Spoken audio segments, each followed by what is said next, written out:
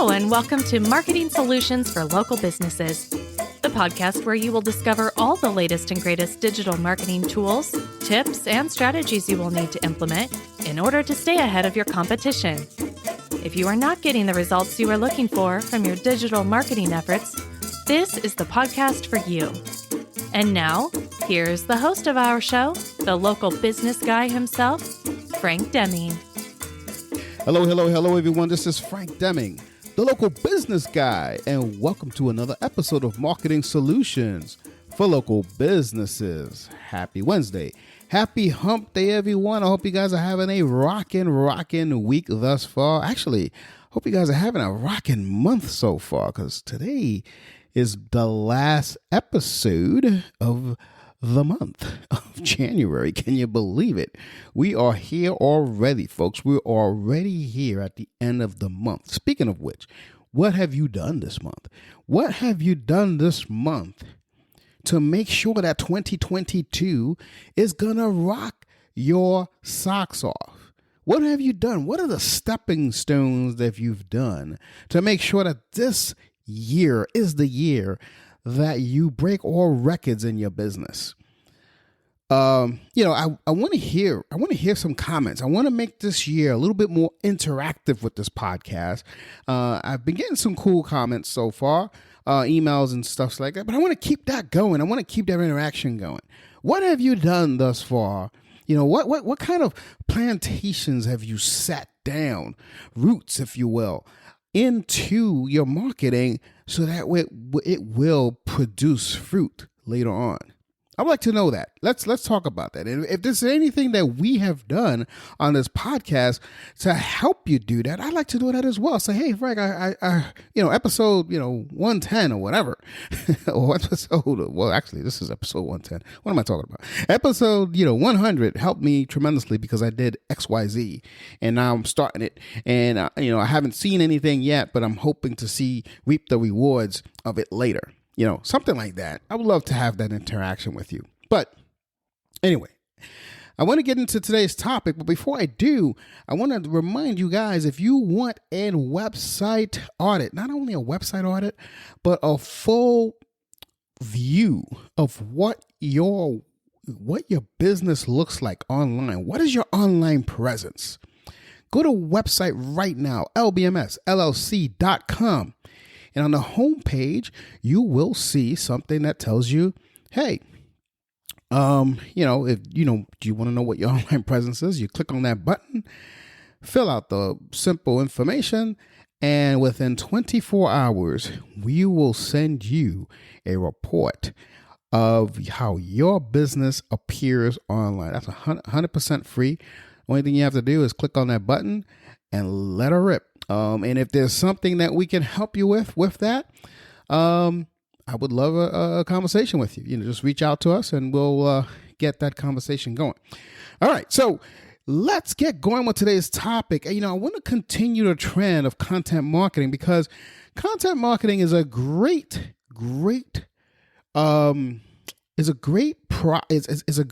marketing tool. It's one of the most powerful marketing tools that you can have in today's society. And that's because it is so, because you can actually connect well with your audience, and you can use different modalities to do that. You can do it with video, as I spoke to you many times before in the past. You can do it with blog posts, as I said to you many times. You can do it with podcasts, as I said many times. You can do it a vlog, a video blog. Something like that is a very, very, very powerful way of connecting with your potential audience. But today, I'm going to give you 6 tips to optimize your blog posts because I want to talk to you about blogging. Blogging is important, folks. It's not going anywhere.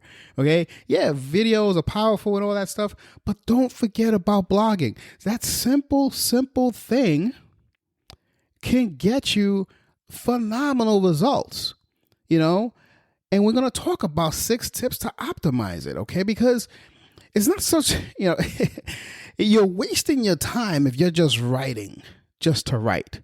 I want you to optimize it. Optimizing means to improve your by using these 6 tips, you're going to improve your results. And that's what I mean by optimize. So let's get going. I mean, this is not going to be a very long episode, folks, but I want you to take action with these things, because once you set this foundation and you let her rip for the whole entire year, you'll see a whole difference in your efforts and in the results of your efforts. All right. So let's go. Number 1 tip is you want to define your reader. You want to understand who comes to your site will help you. When you understand who comes to your site, it's going to help you provide the information they are seeking. Okay. So without a defined audience, it's basically impossible to create like the topics that they will, like, say, keep coming back and engage with. Okay. So the important thing to this step is you want to take the time. And again, none of this stuff is hard. It's just time consuming, but it's not hard. So you want to take the time to brainstorm who your ideal client is. I have talked about this ad nauseum. Okay. So here's what I mean. But you want to consider these things. Okay. Who your audience is, number 1. You want to think about what drives them. Okay. What interests them? What questions and problems do they have? Remember what I'm saying here. Take note to what I'm saying here. How can you help them with these issues? What information do they want? Understand what I'm saying. What information do they want? So what is the theme of what I just said there? You got to make, when you say define your reader, you got to make sure you make the blog post about them. That's what define your reader really means. It's not just, define your reader. I'm looking for, Joe Blow who owns, so-and-so thing. He's got 5 kids. No. No, do your research. Find out what problems they have. Okay? What information they want. That's so important, because of your blog post or video blog or whatever content you're looking to do. But at this point, I'm talking about blogs. So let's just stick to that.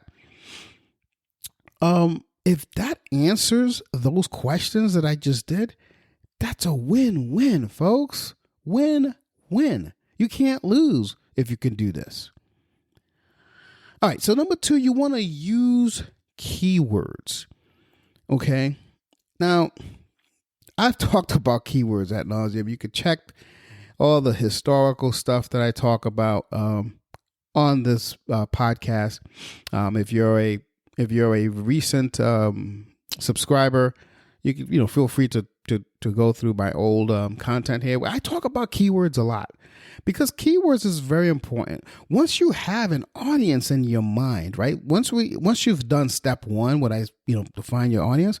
Once you have them in your mind, you can create you have to know the possible topics to create for your blog. Okay. And then you want to use the right keywords. The keywords will actually help your content appear in the search engines. And obviously you got to do your keyword research to make sure that it's the keywords that are being searched already. But even if here's the one thing I've noticed. Even if it's a low volume, as long as there's a volume, but even if it's a low volume and your particular audience is actually looking for it, it's not going to blow up right away. But guess what? You have the answer, and that's going to produce results. So a lot of times people go for high volume keywords, and that works. But sometimes you can find some gold mines with low volume keywords. Okay, so you want to use these specific keywords in your articles, and you want them to appear naturally with your fresh content. Definitely do not plagiarize. You get penalized for that. And what's going to happen is that's going to start ranking higher in the search engine results pages, period. But the trick is to remember to use keywords naturally, is like I said before, because that's what's going to help you reap the benefits. That's the key. That, if there's a mistake out there that I see a lot of bloggers is they don't use these keywords that they find naturally within the content. And that's the trick. And so, it takes practice. I'm not going to lie. It's not it's easier said than done. I get it. And it does take practice. So then practice it, right? Practice. Let's see what we can do. Okay. So number 3 is you want internal links. You want to use internal links. Okay. Once you get the hang of blogging, like I said, you got to have it naturally and all that kind of stuff. You want to use internal links. You want to work the whole internal link process, okay, into your blog post. So the internal links will help, introduce your other posts to readers. So let's say somewhere in your, let's say, you have one topic and there was a keyword that's powerful. You can link that keyword to another post in your blog, maybe an older post that specifically talks about that strategy. Okay, so this is going to help optimize it. So the thing is that when you place these internal links, it can actually help your SEO. Because the search engines like to see links in your content, so it's going to actually help it. But again, it has to be a natural flow. You can't have links all over the place. Okay, and it's also going to keep people moving through your blogs, so they see, wow, this person has some really cool content. So it's not just that they're sticking on that particular page, but they can actually go to another thing that they probably didn't find before. And then bam, now you're gaining real audiences, or, your ideal audience is actually sticking to you. So that's very, very important. You want to add, number 4, you want to add multiple media items. Here's what I mean. When you have like multiple forms of media, for on your blog, it's going to help your readers interact and actually going to spend more time on all of your material. So you want to add stuff like videos, right? And the videos or wherever it makes sense, you also want to add pictures or even graphs or something like that. That's going to further help pinpoint your topic or your point, so graphs help a lot with that. Pictures also help. Videos definitely help. So if you have like a short video that's explaining certain items, that's another thing. So you just want to pay attention to a lot of these things, because it just helps in having what I call the stick factor onto your content. Research shows that the longer someone stays on your page, the more engaged they are. Also, the more likely they are to do business with you down in the future. So this is a practice that you want to continue doing. So add multiple media items. So another thing that you could do, I forgot to mention before I move on to the next one, is you can have like maybe slideshows. Before I move on, forgot about that. You want to have slideshows, or maybe you want to interlink to a vlog that you may have, a video blog that you may have that goes to your YouTube station or something like that.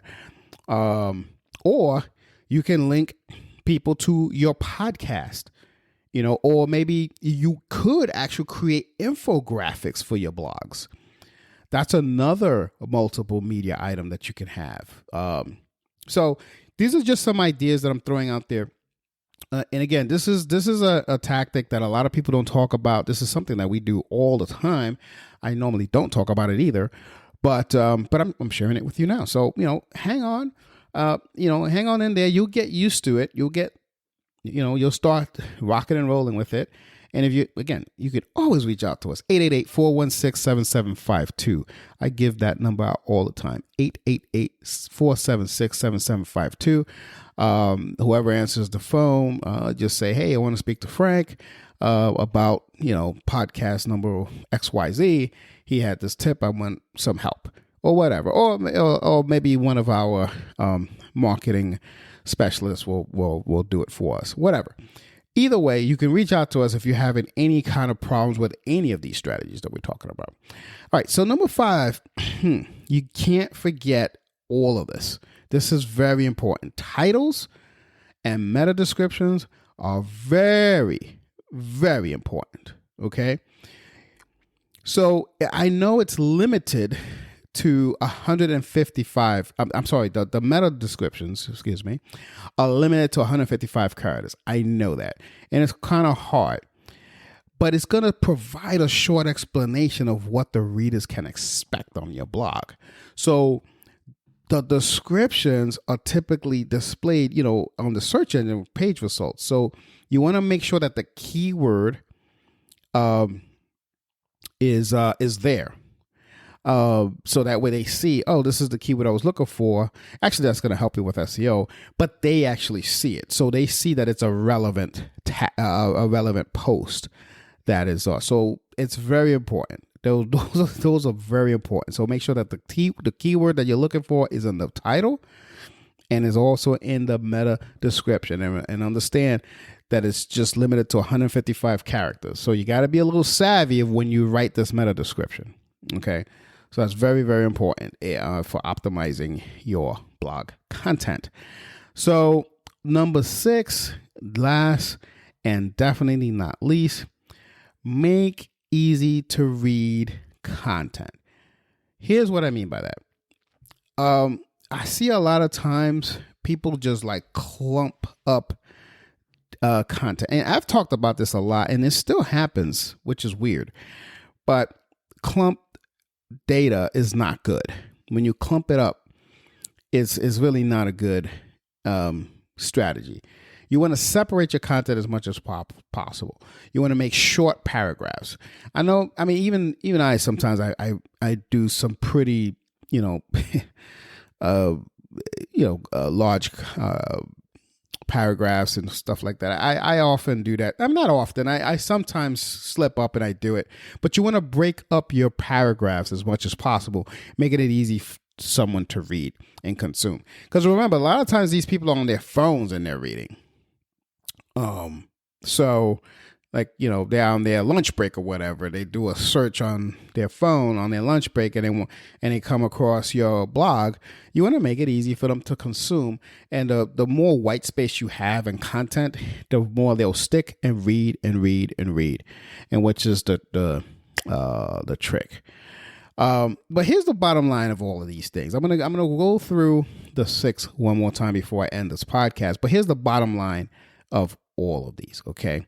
Applying everything, you're going to notice how your blog is going to rank higher and higher and higher in the search engine page results. Okay. And it actually does a better job at bringing in visitors to your website. Now you have to do it correctly. Okay. And then all of these steps are also going to help you rise your brand recognition.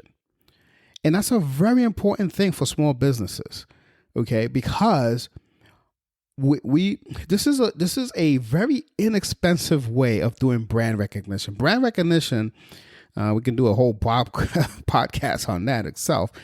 But brand recognition is a key element.